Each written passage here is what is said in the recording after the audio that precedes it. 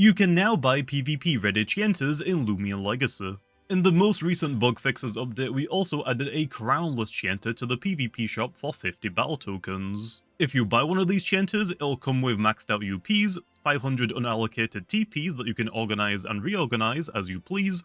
All of the rally moves will be accessible in the Move Relearner tab, and you'll also be able to choose what ability and personality you want too. Although I should warn you that these CHIENTAs are gleam locked, which means you can't get an alpha or gamma gleam version of them. But now with that out of the way, let's quickly go over some sets that I would recommend if you're unsure what to do with CHIENTA. For all of these sets, we're going to be using the Sharp Claws ability as it's just the best option for CHIENTA right now. For the personality, there are a few good options. Nimble, Brawny, and Very Clumsy is a good choice. It'll increase both our speed and melee attack while lowering our range attack stat that we don't use. But my go-to personality for CHIENTA is always going to be a Very Nimble variant, which we can go with Very Nimble, Clumsy, and Foolish, which I used to run when CHIENTA first came out. This will increase our speed by a lot, we aren't going to be using our range attack stats, and by lowering our range defense stat instead of our melee defense stat, we can take priority moves a little bit better.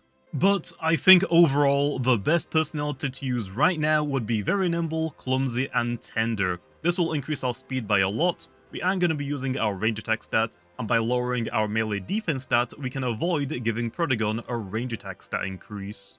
Also, I guess technically you could run a Very Brawny personality. I physically can't stop you from doing it, but this is definitely the worst option for an offensive CHIENTA. Now for the rest of the set, for the held item, my usual go-to is going to be Power Cuss, but you can switch this out for any other damage increasing item, like an Essence or Shell, but also a Clutch Plushie is a great option too. For the moves, we're going to want Brawn Boost to increase our damage output even more so. Radiant Rush is going to be our strongest light type stab option. For our ice type stab move, we can either use Ice Hammer, which is 95 strength and usually costs 50 energy, or what I prefer is Frost Punch, which is 70 strength and usually costs 35 energy to use the move. This is because Sharp Claws will boost Frost Punch's strength to 91, whereas Ice Hammer doesn't get a boost from our ability. And then our last move is going to be Mega Punch for coverage, but you can switch this out for Body Slam, Primal Slash, Ill Will, or I guess technically Light Dash or Quick Pounce could work too. Basically, whatever you want. Now for the TPs. We're going to want 200 speed and 200 melee attack TPs to increase our speed and power as much as possible. The 28 energy TPs at level 50 will give us a total of 265 energy, which will let us use 1 Brawn Boost, 3 Radiant Rushes, and 1 Mega Punch or Frost Punch.